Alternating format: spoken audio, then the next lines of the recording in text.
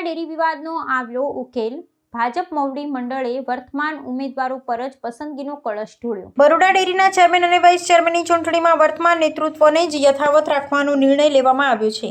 હાઈકોર્ટના આદેશ બાદ યોજાયેલી આ ચૂંટણી પ્રક્રિયાના અંતે ચેરમેન તરીકે દિનુભાઈ પટેલ દિનુ મામા અને વાઇસ ચેરમેન તરીકે જીબી સોલંકીના નામની સત્તાવાર જાહેરાત કરવામાં આવી છે। આ નિર્ણય સાથે જ છેલ્લા કેટલાક સમયથી સંસ્થાના વહીવટી અને રાજકીય વર્તુળોમાં ચાલી રહેલી અનિશ્ચિતતાનો અંત આવ્યો છે।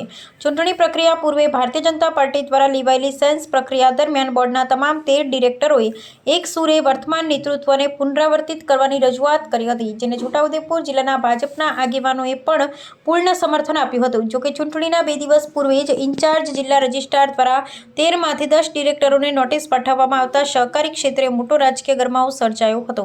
તમામ કાનૂની ગૂંચવણો અને આંતરિક મંથન વચ્ચે ભાજપ મોવડી મંડળ દ્વારા આખરે વર્તમાન હોદ્દેદારો પર જ પસંદગીનો કળશ ઢોળવામાં આવ્યો છે। સત્તાવાર નામોની જાહેરાત થતાં જ બરોડા ડેરીના વહીવટી વિવાદનો હાલ પૂરતો ઉકેલ આવી ગયો છે, જેનાથી સંસ્થાના આગામી કામકાજ અને પશુપાલકોના હિતલક્ષી નિર્ણયોને પુનઃ ગતિ મળશે। આપ સૌએ બરોડા ડેરીની ચૂંટણી જોઈ, ચૂંટણીમાં પણ એક તરફી જ રિઝલ્ટ બધે મળ્યા છે। 13 ડિરેક્ટર એકબીજાથી જોડેલા છે, બધાને હાથે રાખીને ચાલેલા છે। ક્યારે કોઈ દૂધ ઉત્પાદક કે દૂધ ઉપભોક્તાઓ ત્યારે અહિત કરવામાં કોઈને રસ ના હોય ત્યારે પાર્ટીએ જે અમારી પર ભરોસો મૂકીને અમને રિપીટ કર્યા તે બધા પાર્ટીના તમામ આગેવાનોનો ખૂબ આભાર માનીએ છીએ। ડેરીના જે ડિરેક્ટરોની મંડળી પર 81ની નોટિસ આપી હતી, એનું શું થશે આગળના દિવસ? એ કાયદાની પ્રક્રિયા પ્રમાણે કાયદો જવાબ આપતો આવ્યો છે, કાયદો કાયમ માટે જવાબ આપે છે। એ વહીવટની અંદર નોટિસ એ આપલેનો એક જે શિરસ્તો છે એને વધારે મજબૂત કરશું કે જેથી ફરી નોટિસ ના મળે। આજે તમારી વરણી થઈ છે, પણ ધારાસભ્યો નથી દેખાયા, તો આગામી 2.5 વર્ષ ફરી આ જ પ્રક્રિયા રહેશે, વિવાદોથી ઘેરાયેલી ડેરી? એવું કંઈ અમે તો માનતા જ નથી, અને દર વખતે ચૂંટણીમાં કઈ કોઈ ધારાસભ્યોની ઈચ્છા હોય તો આવે છે, બાકી આવે બધા એવું તો કંઈ હોતું જ નહીં। પણ અમે બધા ભારતીય જનતા પાર્ટીના કાર્યકરોના આગેવાનો એ અમારી પર જે ભરોસો કરેલો છે ભરોસો મક્કમ રાખશું, અને પાર્ટીને કાર્ય અમારા કોમ વતી નીચું ના ગળવું પડે એ રીતના કામ કરતા આવ્યા છે, અને એ પ્રમાણે કામ કરશું। કોઈ પડકાર મામા? હરી ઈચ્છા બળવાની ચાલો, હવે ડેરીનો વિકાસ કેવી રીતે આગળ વધશે? આ તો નવું છે નહીં, 13 વર્ષથી ચલાવીએ છીએ। આજે મેં નીચે કેટલાક મિત્રોને આપણા મીડિયાને કીધું હતું કે પાર્ટીનો જેનો આદેશ આવશે, મેન્ડેટ આવશે, એને અમે સ્વીકારવાના છે। 13 ડિરેક્ટરોએ આગેવાનો સામે એમની જે લાગણી હતી એ લાગણીને પાર્ટીએ માન આપ્યું છે, એ બદલ બધાનો આભાર માનું। તમારા બધાને આભાર માનું છું। ધક્કામુક્કી ના કરો, પડાપડી ના કરો, અને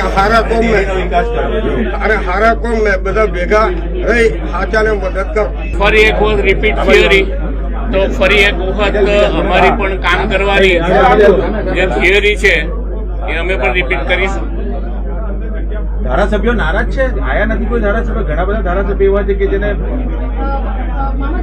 ધારાસભ્યો નારાજ નથી, પણ ચૂંટણીની તારીખ નક્કી થાય તો ડિરેક્ટરોએ હાજર રહેવું જોઈએ, અને ગાંધીનગરમાં મિટિંગ હોય અને જરૂરી મિટિંગ હોય ત્યારે ધારાસભ્ય ગાંધીનગર પણ હાજર રહેવું પડે। મારા પર ફોન આવી ગયા બધાના, બધા બોર્ડની સાથે છે, કોઈ નારાજ નથી। બાપુ, હવે ડેરીનો વિકાસ કેવી રીતે આગળ વધશે? અત્યાર સુધી તો સારો ચાલતો, પરંતુ હજુ શું નવું છે? બસ અમારા પર આક્ષેપો તમે જે કહો છો એ આક્ષેપોના જે પથ્થરો ફેંકવામાં આવે છે એ અમે બધા ભેગા કરી રાખ્યા છે। હવે એ જ પથ્થરોના પગથિયા બનાવીશું અને બરોડા ડેરીને ઉપર લઈ જવાનો પ્રયત્ન કરીશું। નોટિસ પર આપવા જે મળી છે, નોટિસ કેવી રીતે કાયદાથી કેવી રીતે આગળ? નોટિસ જે મળી છે એ નોટિસ ઓડિટ પ્રક્રિયાનો એક ભાગ છે। ઓડિટ દરમિયાનમાં કોઈ ખામી જણાય તો એ ખામીઓનો સ્પેશિયલ રિપોર્ટ કરવાની ઓડિટરની ફરજ છે, અને એ સ્પેશિયલ ઓડિટર રિપોર્ટ કરે તો પછી એના આધાર ઉપર આ જે સ્પેશિયલ રિપોર્ટ છે એના જે ઉપસ્થિત કરેલા મુદ્દા છે તેના અંગે કાર્યવાહી કેમ ન કરવી એની કારણદર્શક સૂચના આપવી એ જિલ્લા રજિસ્ટ્રારશ્રીનો અધિકાર છે ને ફરજ છે. એના ભાગરૂપે આ પ્રક્રિયા ચાલી રહી છે. જમા પાછું પોઝિટિવ ફેક્ટર કયું રહ્યું કે જેનાથી રિપીટ કરવા પડે? કયું પોઝિટિવ ફેક્ટર હતું કે જેના પોઝિટિવ ફેક્ટર તો એ છે કે છોટાઉદેપુર અને વડોદરા જિલ્લાના તમામ સાંસદ સભ્યશ્રીઓ, ધારાસભ્યશ્રીઓ અને અમારા ડેરીના ડિરેક્ટરશ્રીઓ તમામનો સૂર એક રહ્યો અને એને લઈ અને અમને પુનઃ રિપીટ કરવામાં આવ્યા. બધાની લાગણીને પ્રદેશ મોવડી મંડળે માન આપ્યું છે અને એ પ્રમાણે મેન્ડેટ આપ્યો છે. Thank you. All the best. અભિનંદન સર, ચાલો અભિનંદન. Thank you.